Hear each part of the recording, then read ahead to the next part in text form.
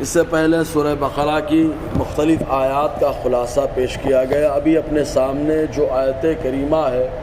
اس آیت کریمہ کے نزول کا بیک گراؤنڈ کچھ اس طرح بنتا ہے کہ عورت کے کچھ مخصوص ایام ہوتے ہیں جن میں خون آتا ہے، انہی مخصوص ایام کو پیریڈ کہا جاتا ہے اور حیض بھی کہا جاتا ہے، محیض بھی کہا جاتا ہے۔ اس سلسلے میں جب عورت کو حیض آتا تو یہود اور مجوس ان دونوں کا طریقہ کار یہ تھا کہ جب حیض آتا تو عورت کو گھر میں اگر ہوتی تو گھر میں جانا پسند نہیں کرتے، اس کا بنایا ہوا کھانا پسند نہیں کرتے، اس کے ساتھ رہنا سہنا، اس کے ساتھ اور جو اٹھنا بیٹھنا بات کرنا بھی پسند نہیں کرتے تھے، حتیٰ کہ اس گھر کو بھی بڑا منحوس تصور کرتے تھے جس عورت میں جس گھر میں وہ عورت موجود ہو جس کو حیض یا پیریڈ آیا ہو۔ اور اس کے برخلاف نصرانیوں کا طریقہ بڑا الگ تھا کہ جب بھی عورتوں کو حیض آتا تو وہ ان ایام میں عورتوں کے اوپر اور زیادہ مہربانی دکھاتے، محبت بہت زیادہ کرتے۔ تو صحابہ کرام جب اسلام مدینہ طیبہ میں طلوع ہوا تو حضور صلی اللہ علیہ وسلم کی بارگاہ میں صحابہ کرام نے جا کر کے عرض کیا، اے اللہ کے نبی صلی اللہ علیہ وسلم، یہودیوں کا اور مجوسیوں کا طریقہ ایسا ہے اور نصرانیوں کا طریقہ ایسا ہے، ہم مسلمانوں کو کیا حکم اللہ تعالیٰ دیتا ہے؟ چنانچہ حضور صلی اللہ علیہ وسلم سے سوال ہوا، اللہ تعالیٰ نے وحی نازل فرمائی اور ارشاد فرمایا، وَيَسْأَلُونَكَ عَنِ الْمَحِيضِ، اے محبوب آپ کے صحابہ آپ سے پوچھتے ہیں حیض کے تعلق سے،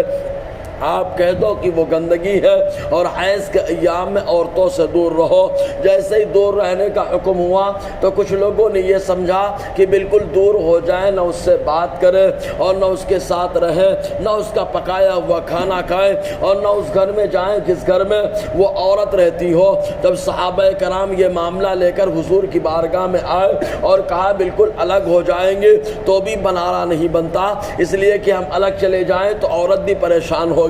ہم لوگ بھی پریشان ہو جائیں گے، اور اگر بالکل قریب رہیں گے تو اپنے آپ کو جو ہے کنٹرول میں نہیں کر پائیں گے۔ تب اللہ تعالیٰ کے حبیب صلی اللہ علیہ وسلم نے فرمایا، اللہ تعالیٰ فرماتا ہے عورتوں کے قریب مت جاؤ یہاں تک کہ وہ پاک ہو جائے۔ تو جو اللہ تعالیٰ نے دور رہنے کا حکم دیا ہے وہ ان ایام میں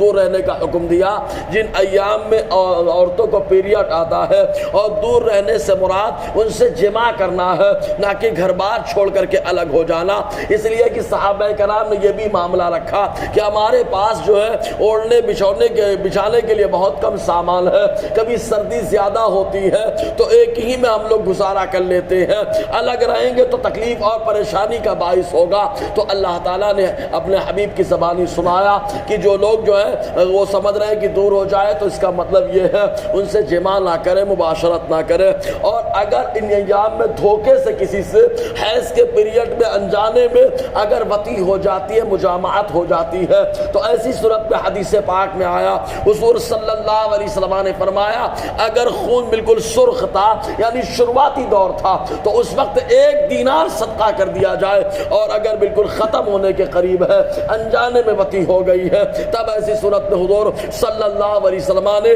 آدھا دینار صدقہ کرنے کا حکم عطا فرمایا۔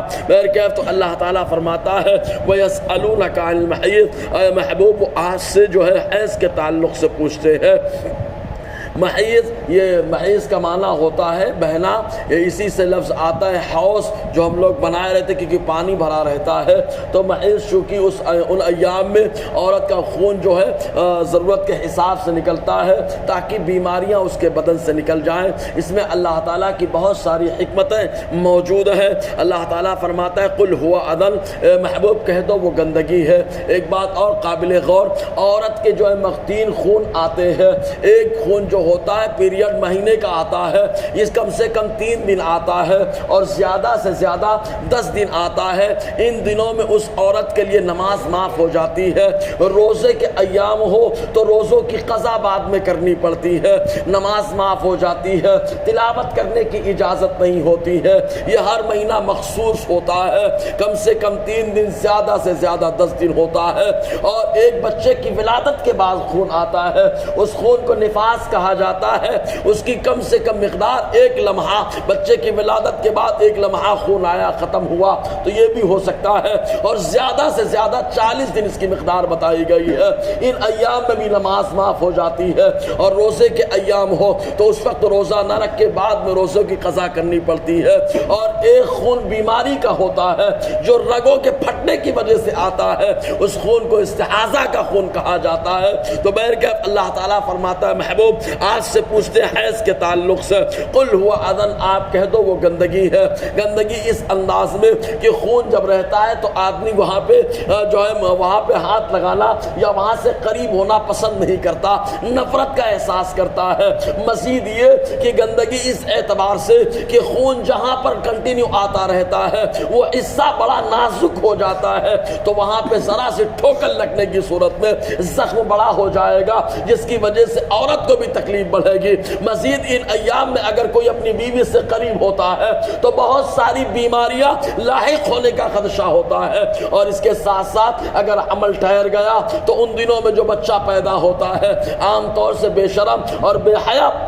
پیدا ہوتا ہے یا کوڑی پیدا ہونے کا خدشہ ہوتا ہے، اس لیے کہ اللہ تعالیٰ نے ان دنوں میں قریب رہنے سے منع فرما دیا۔ قل هو اذن، اے محبوب کہہ دو وہ گندگی ہے۔ فاعتزلوا النساء فی المحیض، تو عورتوں سے دور رہو حیض کے ایام میں۔ اب کیسے دور رہنا انشاءاللہ اس پر اور روشنی رہے گی۔ اللہ تعالیٰ ہم سب کو فیضان قرآن برکات قرآن سے مالا مال فرمائے۔